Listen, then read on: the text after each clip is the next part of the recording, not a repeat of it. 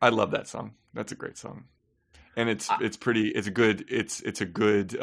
very emblematic of the album as a whole, wouldn't you say? It's a beautiful album closer. I just sort of envisioned the like boat pulling away from the beach and riding off into the sunset and the ocean. Mm-hmm. For me, it's like a couple things about just listening to it collectively, which I think is a lovely idea and we should keep doing.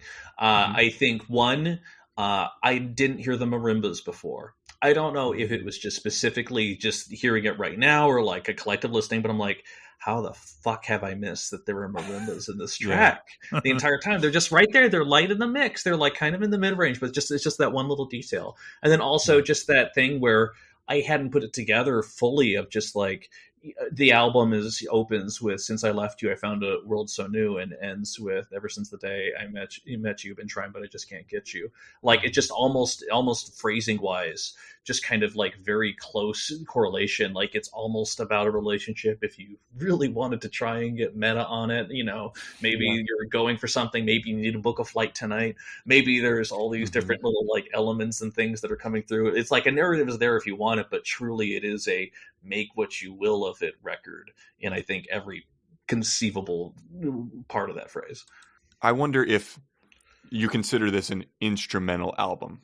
You know what I mean? Like where there's not somebody with a vocal,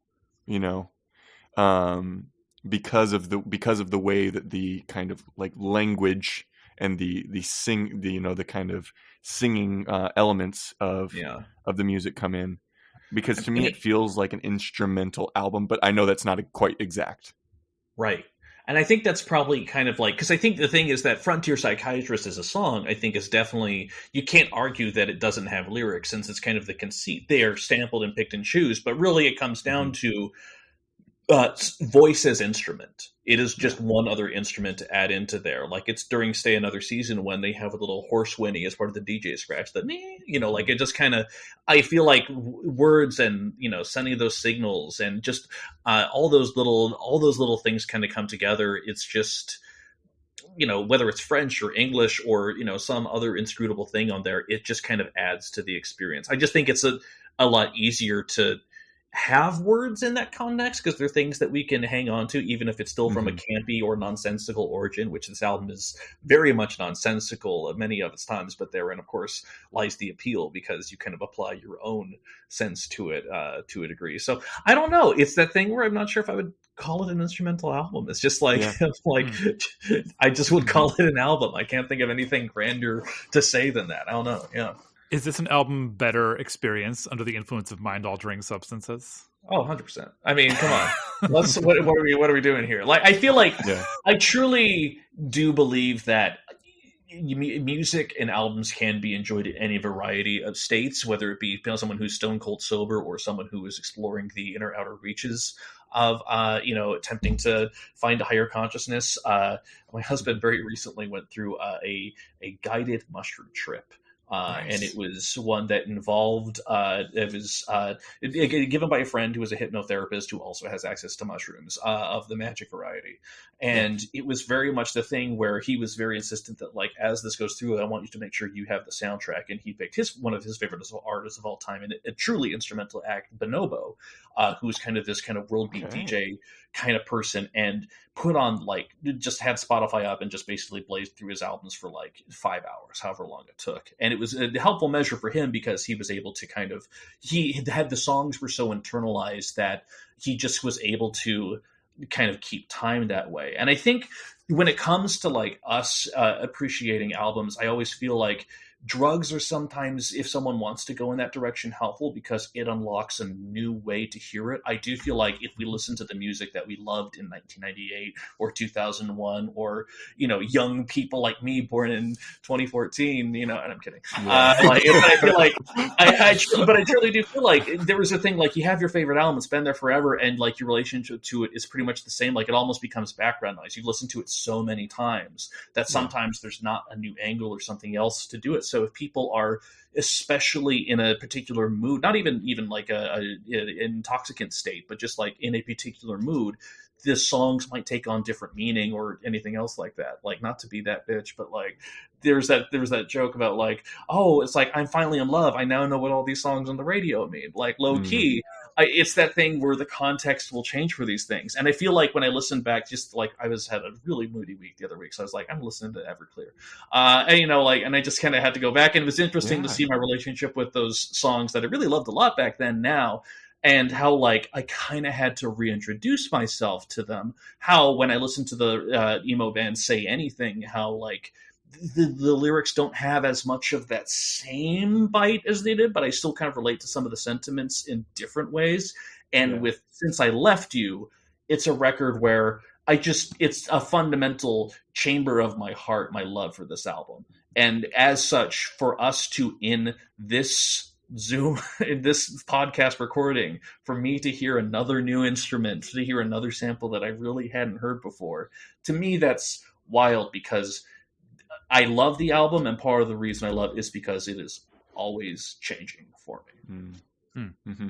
And also heartbreak, the other way. Like I don't listen to Kid A very often, except when I'm heartbroken. Like that's kind of like that's my heartbreak album. And it doesn't really hit the same way unless that is the headspace that I'm in. So, you can consider heartbreak and pure love to be intoxicants in some way. I didn't know that about you, Tyler. I didn't realize that was your heartbreak album. That's the beautiful thing about you and me, Michael. We're always learning new stuff about each other. I have an entirely different association with that album. But again, it's... That's his party album.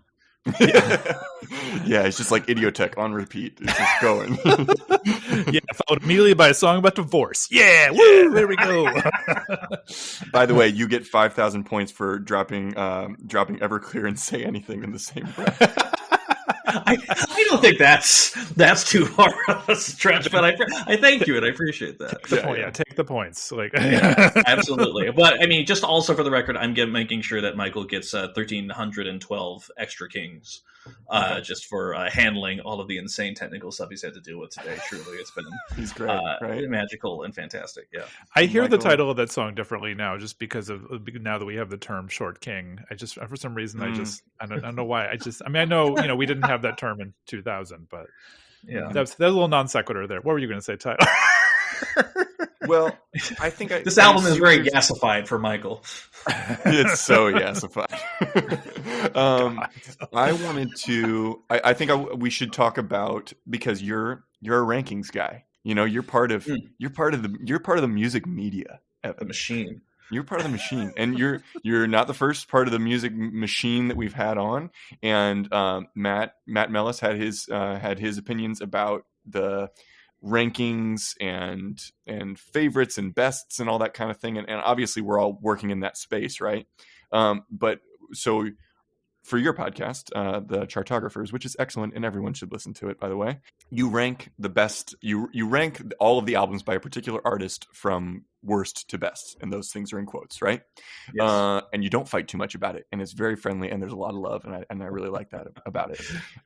And so I wanted to know, when we gave you this brief and when you started listening to this, what were the standards of perfection that came up for you immediately that you started measuring albums against? For me, I think the biggest thing was, and I think this is probably true with a lot of people, is number one, have Michael and Tyler talked about this album before? Because at that point, I really can't go through with it. Truth be told, we can revisit, sure, but maybe not. The other thing too is just, for me, like, I listen to a lot of promos, y'all. I listen to promos of stuff every single day. And I sometimes will go out and search for stuff or have stuff recommended or throw my way, but I hear just wild things every day. And to the point where I know if a record will not affect me or be good for a particular publication I'm writing for fairly quickly. It's not very pleasant. It's a brutal world out there, but again, everyone has access to things. Yeah, totally. But for me, like, every year, there will always be one album that just hits in a moment that's just, oh my fucking God. It's just something that just overtakes and overwhelms and just strikes you here. One of the albums I put on there was from 2015, Skylar Spence, Prom King. I'm actually, for the viewers on the live version, I'm actually wearing his shirt right now specifically for it. But it's like the thing where it was a record that also was a little bit sample based, a little bit more pop based, but it's like, at the end of the day, I can be as intellectual as I want about stuff. I just want a perfect pop song can change the world. And I truly am believing of that. So when I was looking at the records, it was just the records that I sent were all ones that were a little bit genre jumping in their own way. They were all a little bit kind of like had a different musicality that I felt was expansive and generally not treated to one genre, the exception being Harvey Danger's sophomore album, King James Version, which is a masterpiece, and I've written about it several times over. It truly is one of the best albums I've ever heard. I would go to bat for it. It was an eclectic list, people. It was just really, it was everything we wanted. Like, well, key, it's those things where those records are, for me, they change the way I relate to music, and full stop, end of story. You want to talk about a depressive album when I think I listed Badly Drawn Boys, The Hour of the Wildebeest. And that is a record where it changes style, and I low-key maybe couldn't say it goes to 11 just because it has Body Rock on there, but also that song's 40 seconds, so I can just kind of skip by that. But like, that was an album, like, I loved that particular album because there was a writer I followed on Twitter. I realized that his handle was actually a reference to an album. It's called Basement Galaxies. And I remember just loving that concept of just like, in a basement, you can have this expansive world of music, of just sonic creation and tinkering and experimenting and rearranging things into new forms that has never been done before. And I love lo-fi recordings for that reason. I love it when people are just going with kind of bratty out there, like kind of like, Plunderphonics production of just kind of crudely or harshly sampling things to give a sense of bigger. I think about like the Streets debut album, Original Pirate Material, which has just like literally... Oh, that's a record. That is a record right there. And it works. Like, it's so stupid, but it is like fantastic. So like all of those records had changed my DNA in the sense that it changed the way I thought about what music can do. The records that I picked for that were just things that rewrote and changed how I feel about music. And I truly do believe Since I Left You did that, because I can chase that high. I can look for other records that are sample things like Paul's Boutique or Introducing, or, anything from the Girl Talk, Go Team, Danger Mouse mashup era that apparently all started in 2004. I'm so glad you mentioned Girl Talk. I like when I listened to this, I was like, oh, so Girl Talk is basically stealing everything from the Avalanches. In a way, kind of, but like low key, it's that thing where all the Girl Talk's doing is taking things that are infinitely more familiar, that are stuff that are free without copyright.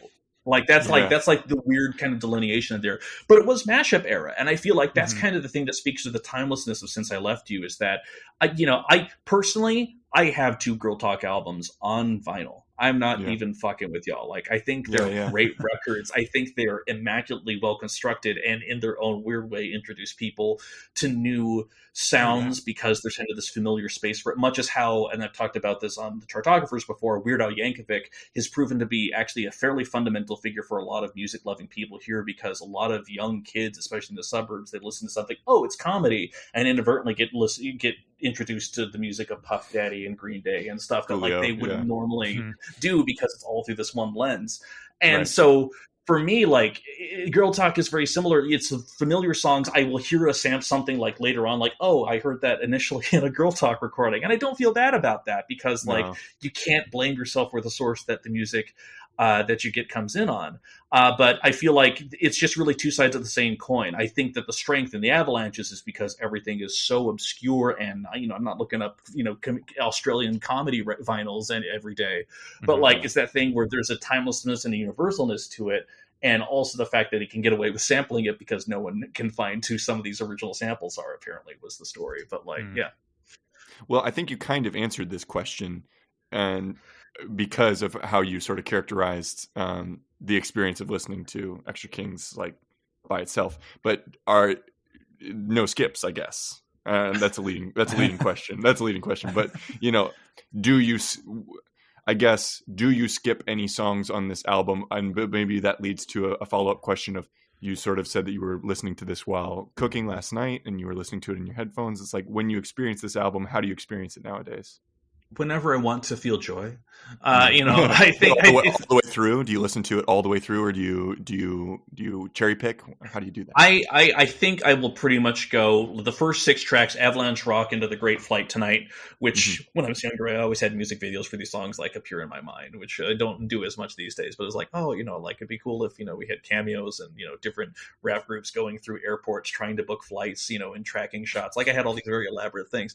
But I think I pretty much listened after A Flight Tonight, Close to You. Hit that thing that going around, turning the joint upside down. From that song onward, I listened to because the first 6 tracks, I have them so memorized. They're just so in my veins that like I really want to try and give as much fair share as I can to the rest of the things, which is also why I almost picked Ita for my standout track, simply because it was just so different. And I feel like even my relationship with that song is still changing to this day, which is unique because I don't have an album change in front of me, in front of my ears, as much as I do this one. It's just still wild that there's still corners to discover of it, even though I think I have the biggest spotlight possible. There's still I never saw that before, That's a really good answer. I think the chunk answer has not been given much in the life of the pod, like the chapters of albums, if you will.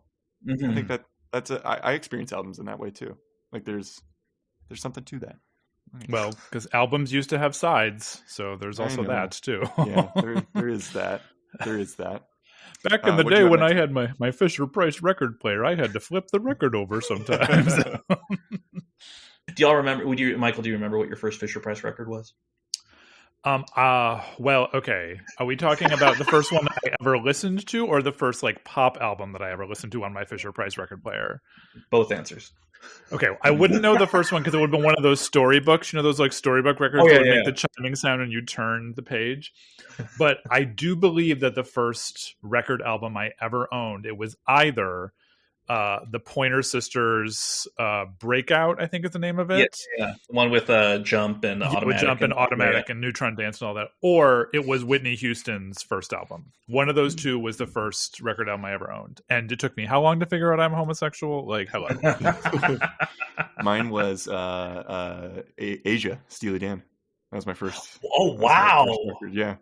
I had a friend whose dad was really into Steely Dan, and then that by osmosis came over to me, and now I own all of their records because my uncle passed them down to me, and some pretty high quality recordings. So I'm a Steely Dan fan. Even Two Against Nature. Mm-hmm. All of them. Okay. There's no bad. They don't have a bad record, in my opinion. Never heard it. Yeah. I realize as a 40-something white man, I should know everything you're talking about here, but I must confess I don't. Sorry, buddy. We all have our Steely Dan mode. It happens at some point. Mm-hmm. Maybe we'll talk about him on the pod this season. Who knows? Who knows? Who knows? I wanted to bring up something from a interview I found with you from WNYC back in 2009. Oh yes, about Prince's Purple Rain. Is that a perfect album for you? Does it go to 11? 9 out of 10. I like it's that thing where it's so good, it's so fundamental, but like I just baby I'm a Star just never hit me in the same way it seems to have hit literally everyone else, which is a shame because I mean one of my favorite songs off that thing was I Would Die for You. I mean, I feel like that's fairly fundamental. But Take Me With You, when those little string sections come in, that like which also feels kind of like sample baiting a little bit. Like when that hit, I was just like, I'm done, I'm over, I'm in. Like it just hits all at once. But that is a fundamental record. The story I like to tell about this record is that one of the very first gigs I ever did writing liner notes was for his bassist Andre Simone. At the time, he had a very, very small solo career in the 80s. First 2 albums didn't do particularly well. But his third album, 1983, Prince was like, hey, I'm going to give you a song. So gave him a song called The Dance Electric, which was an extremely minor hit for Andre Simone. But like it came out in 1984, same time as Purple Rain. Prince did fairly well. I did the liner notes for it. Andre Simone was not available for it. But apparently after that re-release came out, oh, look, he's suddenly available to speak about the other earlier albums too. So there was this whole thing going on. But when I saw Prince live, it was I think like 2011, or 2012, I want to say, in Chicago, the United Center. He was doing 3 nights at the United Center, and it was like, if Prince was around, he hadn't died yet, so it's just like, Prince, I'll see him at some point, whatever. But I'm like, I don't know, it's probably expensive on here. Night number 3, he booked a new opener in the form of Janelle Monáe. I'm like, oh God, I gotta see Janelle Monáe. Oh God. Universe am I going to be in if I don't do that? Go to the show. The show's going on. It's great. Whatever. Songs are happening. He does Question of You off of Graffiti Bridge, a soundtrack I will defend. And then, second to last song, feels like the show's wrapping up, and I hear the beat. I'm like, oh my fucking God, Prince is performing the Dance Electric, the song that he gave Andre Simon that I did the liner notes for. I had such a spiritual out-of-body connection with Prince in that exact moment that it was like, it just felt like it was talking to me, that experience, whatever. And then I can't even remember what the song afterwards that he closed it with, but it was such a powerful, relatable moment to me that like I just always had that connection. And then of course he died the day before my best friend's wedding, and he messaged me to be like, are you going to be okay? I'm like, I'm still going to be at your wedding, dude. It's okay. I will. Oh my God, yeah. Greatly, but I will still DJ your wedding. That's amazing. I was wondering if you were a DJ. I'm wondering if like how much did you like? Do you DJ much?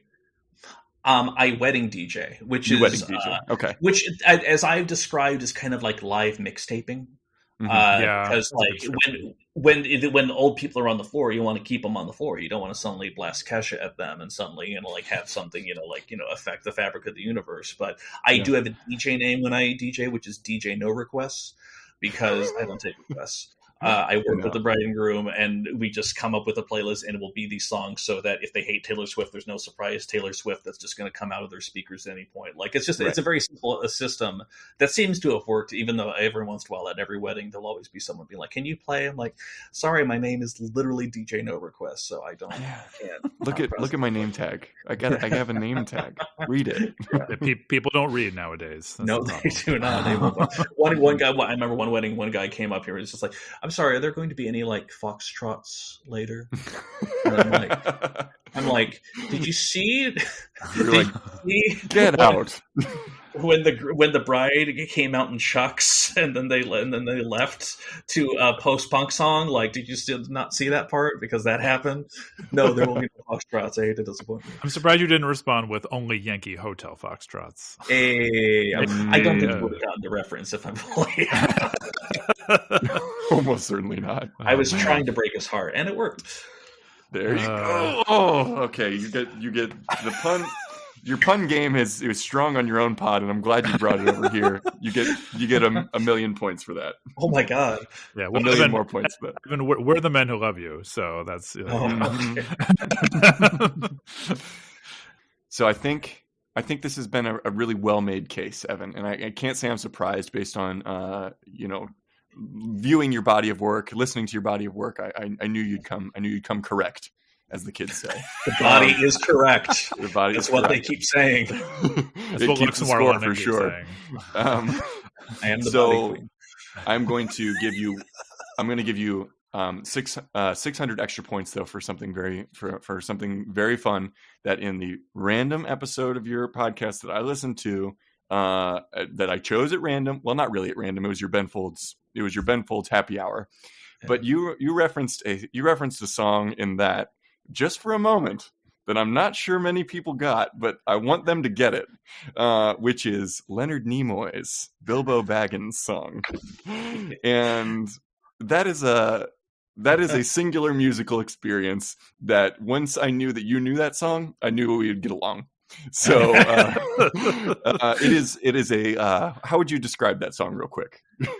A fever dream of pop spectacle is how I would describe it, and not even good. But it didn't. You know what? It's camp. It is camp. That is it. It is a camp spectacle done by Dr. Spock about the great Bilbo Baggins, and I will make sure that is in the bio. The link is in the bio for that. Oh, absolutely. By the way, I don't want to be too forward because I know we're recording your podcast, but Tyler, I did want to invite you on for the Leonard Nimoy episode of the Chartago. Oh, I was hoping you would. Such a varied and wild body of work. I will come correct. I promise. Okay, so let's recap those points.